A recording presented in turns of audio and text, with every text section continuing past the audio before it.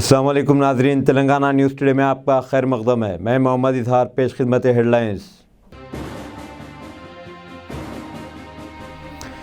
Chief minister के चंद्रशेखर राव ने पेश की विनायक चतुर्थी की मुबारकबाद।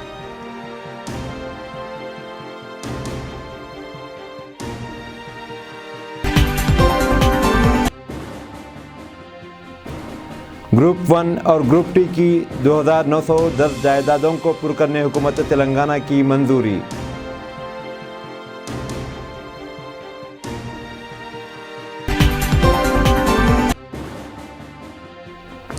चीफ मिनिस्टर चंद्रशेखर राव का पटना में नीतीश कुमार और तेजस्वी यादव ने किया इस्तकबाल।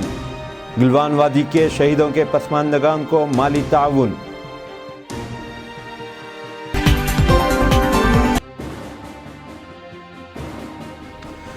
तेलंगाना हुकूमत ने CPS मुलाजिमीन के पेंशन से मुताल्लिक रहनुमायाना खतूत जारी कर दिए।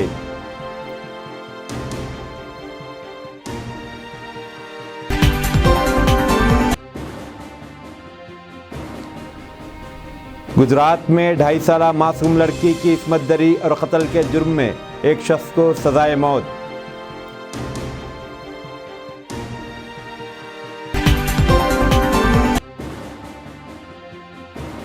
मुस्लिम बोर्ड की मुखालिफत के बावजूद हुबली ईदगाह में गणेश चतुर्थी का त्यौहार का आगाज। पुलिस की सख्त निगरानी।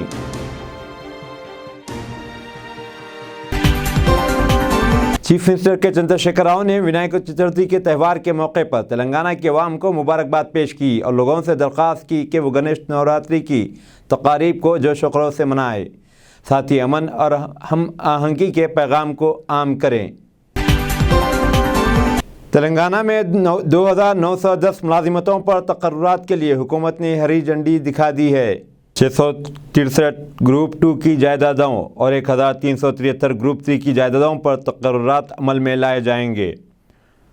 महकमा फाइनेंस के वजीर ने इन जायदादों पर भर्ती की मंजूरी देते हुए अहकाम जारी किए हैं। रियासती वजीर हरीश राव ने अपने ट्विटर पैगाम में कहा है कि बकिया जायदादों पर भी तकर्रुरात के लिए अनकरीब ऐलान किया जाएगा।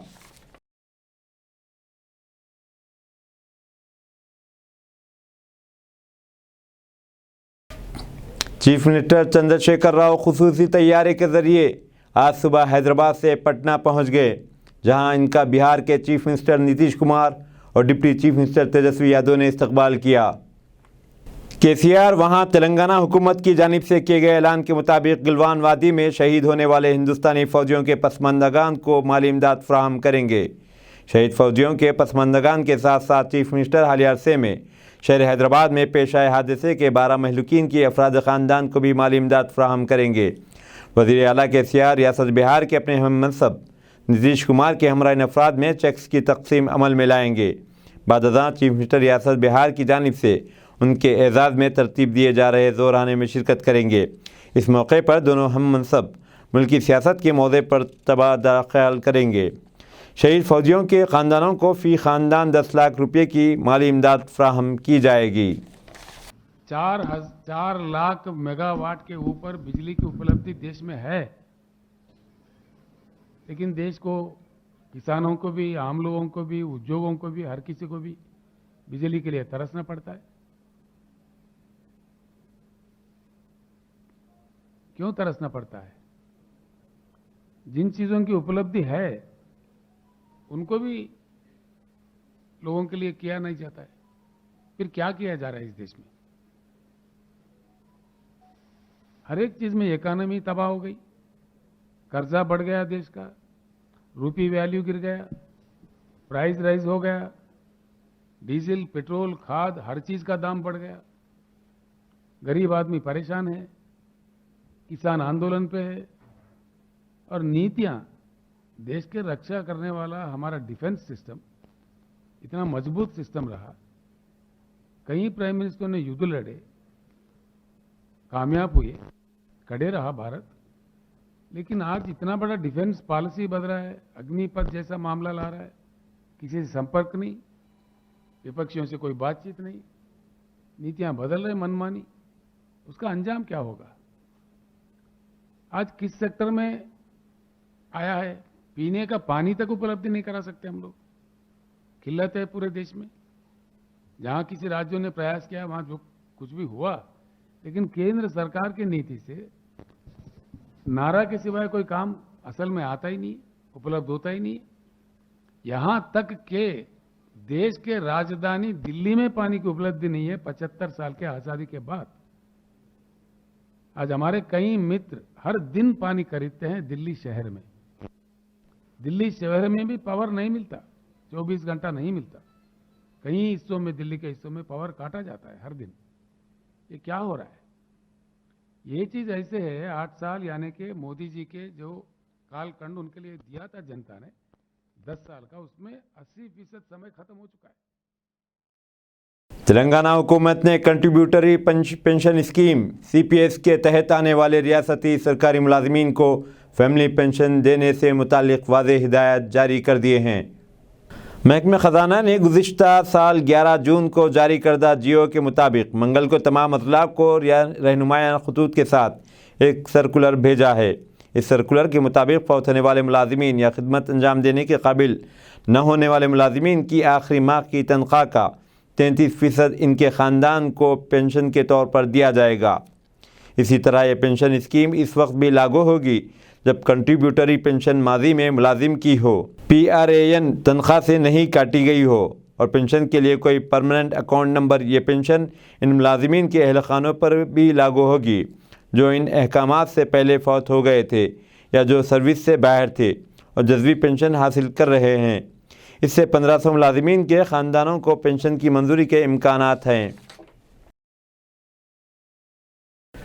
मंचरियाल में गणेश चतुर्थी के त्यौहार पर एक अलमनाक वाक़या पेश आया जिसमें एक खातून और उसकी बेटी इत्तेफाकी तौर पर बिजली का करंट लगने से फौत हो चुके हैं, जबकि इसके शौहर को मामूली चोटें आईं। कोटापल्ली पुलिस ने तफसीलात इस तरह बताई हैं कि मरने वाली खातून का नाम जिला सरिता है और उम्र 28 बरस है। बेटी श्रावनीता की उम्र 1 बरस थी। इन दोनों का ताल्लुक़ बोपारम गांव से था। माँ और बेटी ने मंगल की रात अपने ही खेत में इत्तेफाकी तौर पर बरक़ी तार को छू लिया था। मौके पर ही दोनों फौत हो गए, जबकि इनकी खातून का शौहर भी झुलस गया। फौरी इसे अस्पताल ले जाया गया जहां उसकी हालत बेहतर बताई गई है। गुजरात के ज़िले दाहोद में आज एक मकामी अदालत ने POCSO protection of children from sexual offences act 2012 के तहत एक शख्स को अपनी 2.5 साला भांजी के साथ इस्मत दरी और कत्ल करने के जुर्म में सज़ा सुनाई गई है। लमखेड़ा दाहोद के एडिशनल डिस्ट्रिक्ट सेशन जज BS परमार ने एक शख्स को अपनी 2.5 साला भांजी की इस्मत दरी और कत्ल के जुर्म में सज़ाए मौत सुनाई है और district legal aid service authority को मुतासिर अफराद ख़ानदान को 5 लाख रुपये मुआवजा अदा करने की भी हिदायत दी है। पब्लिक प्रोसिक्यूटर BS चौहान ने मीडिया नुमाइंदों को बताया है कि अदालत ने मेडिकल रिपोर्ट्स और दीगर शवाहिद की बुनियाद पर यह फैसला सुनाया है। तफसीलात के मुताबिक मुजरिम हरीश बराया ने 2018 में यह संगीन जुर्म किया था।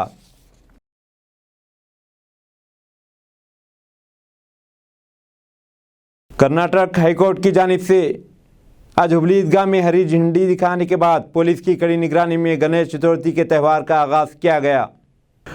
मूर्ति की तनसीब से पहले बम स्क्वाड ने छानबीन से तसल्ली कर ली और भक्तों ने ईदगाह में गौमूत्र का छिड़काव किया और धूमधाम से गणेश चतुर्थी तकारीब की शुरुआत की।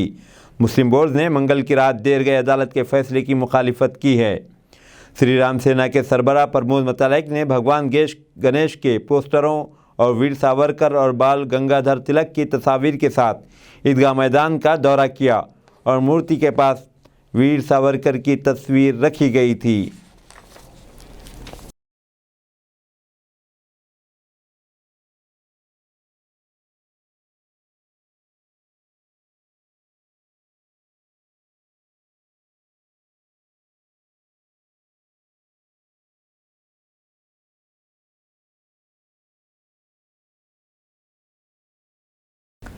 रियासत कर्नाटक में एक मुस्लिम तालिब इल्म को हिंदू बरादरी के एक लड़की से दोस्ती करने पर इसके हमजमात साथियों ने हमला कर दिया।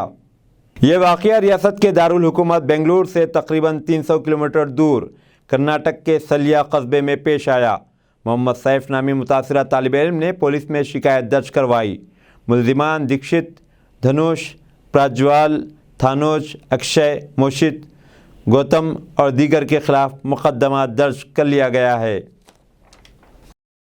भारतीय जनता पार्टी बीजेपी के सीनियर लीडर और साबिक मरकज़ी वज़ीर मुख्तार अब्बास नकवी ने आज अपने एक बयान में कहा कि एक मुल्क एक इलेक्शन वक्त का तकाज़ा है, इसलिए तमाम सियासी जमातों को अपनी सियासी वफादारी से बलतर होकर इस सिमत में मुस्बित रोल अदा करना चाहिए।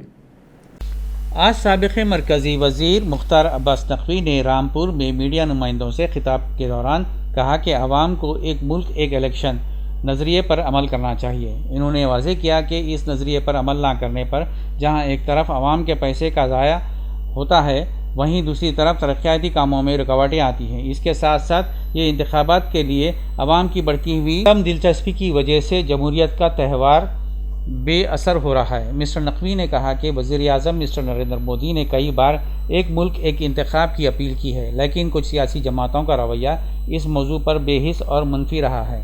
लेकिन अवाम चाहते हैं कि एक कौम एक इलेक्शन का निज़ाम तसलसल के साथ नाफिज किया जाए। साबिक़ मरकज़ी वज़ीर ने कहा कि लोकसभा और रियासती कानून साज असम्बलियों के इंतखाबात एक साथ कराने से न सिर्फ आवाम के भारी पैसे का ज़ाया रोका जा सकता है, बल्कि बार बार इंतखाबी अमल और पाबंदियों की वजह से मुख्तलिफ तरक्याती कामों में जो रुकावटें आती हैं वो भी ख़त्म हो जाएंगी। लोकसभा और असम्बली के अलावा पंचायतों, लोकल बॉडीज़, कानून साज काउंसिलों, कोऑपरेटिव वगैरह के इंतखाबात भी होते हैं, लेकिन कम अज़ कम लोकसभा और असम्बली इंतखाबात एक साथ कराने की सिमत में आगे बढ़ा जा सकता है। मिस्टर नकवी ने कहा कि जो लोग सुबह और शाम पानी पीकर वज़ीर-ए-आज़म नरेंद्र मोदी पर लानत भेजते हैं, वो इनकी मेहनत का कमाल देखकर खुद पानी पानी हो जाते हैं। आज हिंदुस्तान का सियासी कल्चर कुंबे के गहवारे में नहीं बल्कि मेहनत के नतीजे में बदल गया है। साबिक़ मरकज़ी वज़ीर ने कहा कि मुल्क में मुख्तलिफ माशी, समाजी, तालीमी इस्तिलाहात और तब्दीलियाँ हिंदुस्तान की आने वाली नस्ल और जमहूरी निज़ाम को बेहतर और काबिल एतमाद बनाएंगी।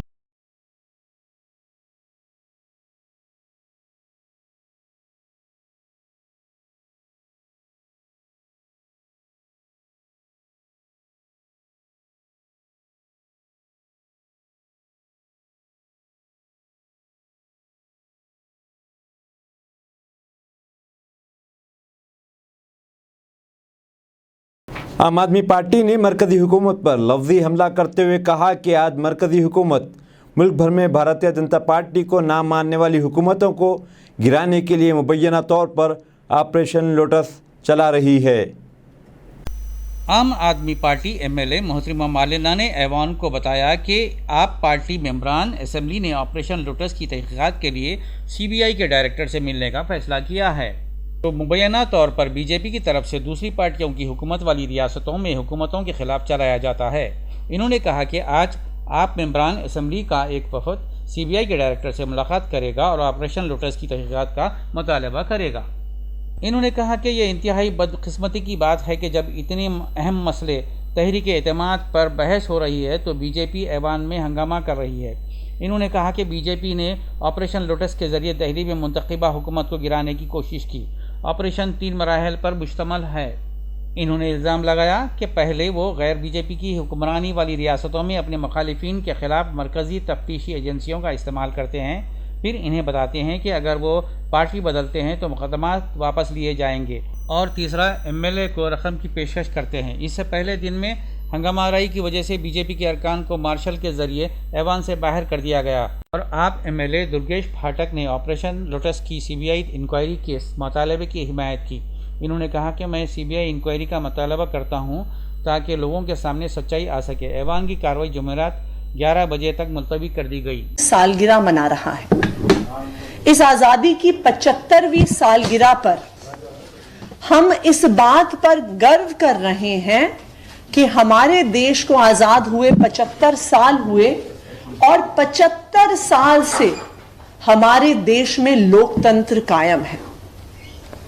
लेकिन आज भारत के लोकतंत्र को भारत की ही ruling party Bharatiya Janata party से खतरा हो रहा है।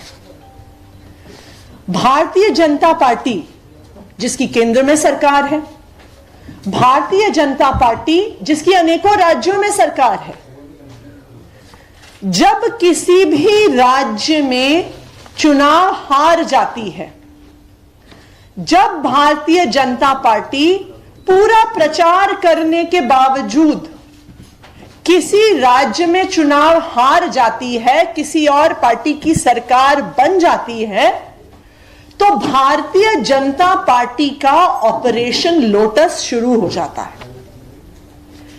क्या है ये ऑपरेशन लोटस?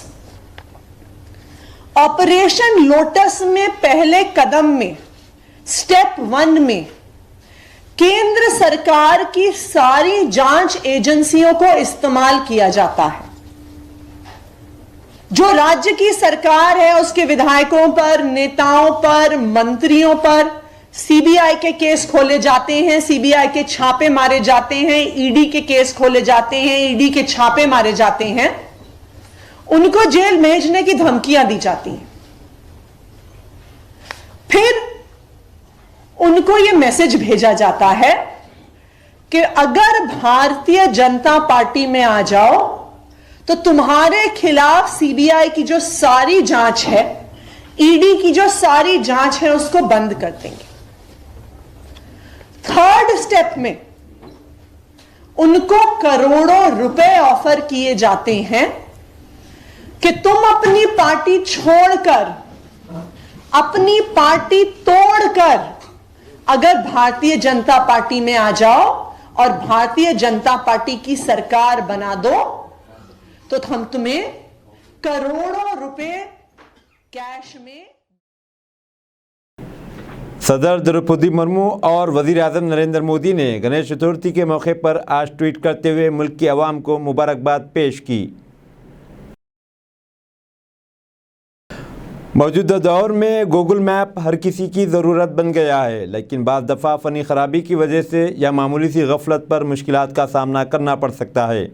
ऐसे ही एक वाक़े में गूगल मैप देखते हुए कार के ज़रिए सफ़र करने वाला ख़ानदान रात की तारीकी में सैलाब के पानी में फंस गया। ये वाक़या रियासत तमिलनाडु के कृष्णागिरी ज़िले में पेश आया। गुज़िश्ता एक हफ़्ते से हो रही मुसलसल बारिश की वजह से बागेपल्ली रोड पर काफ़ी पानी जमा हो गया। कर्नाटक से ताल्लुक़ रखने वाला नौजवान राजेश अपनी गाड़ी में अरकान ख़ानदान के हमरा गूगल मैप के ज़रिए रास्ते की निशानदेही करते हुए जा रहा था कि वो बारिश से ज़ेरे आब आने वाली सड़क के पास पहुंच गया और उसकी कार बारिश के पानी में फंस गई। सत्याब में इजाफे से एक कार डूब रही थी, जिसकी वजह से यह ख़ानदान परेशान हो गया। उन्होंने फौरी पुलिस को इत्तला दी, फायर ब्रिगेड को इत्तला दी। उन्होंने वहां पहुंचकर इस ख़ानदान की जान बचाई। नौजवान का कहना है कि इस सड़क पर गाड़ियों की आमदोरफ्त बंद थी, ताहम गूगल मैप ने इसे वही रास्ता दिखाया। मालूम हुआ है कि इसने शॉर्टकट तलाश किया था।